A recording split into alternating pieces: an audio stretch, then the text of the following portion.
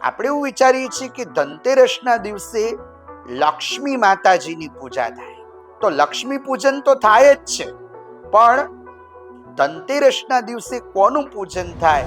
તો ધન્વંતરી ભગવાનની પૂજા થાય. વૈદ્ય અને ડોક્ટરોનો દિવસ એ વદતેરસ, ધનતેરસ.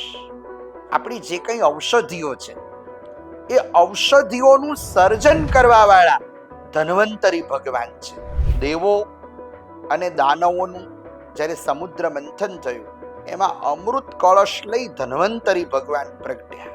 માત્ર રૂપિયા પૈસાને જ ધન માનવામાં નથી આવ્યું. રૂપિયો પૈસો એ સંપત્તિ છે, પણ સૌથી મોટામાં મોટું ધન એ માણસનું શરીર સારું રહે, એ ધન છે. અને આરોગ્યના જો કોઈ દેવ હોય તો એ ધન્વંતરી ભગવાન છે. તો ધનતેરસના દિવસે ભગવાન ધન્વંતરીની પૂજા, કુબેરજીની પૂજા અને લક્ષ્મી માતાજીની પૂજાનો વિશેષ મહિમા છે.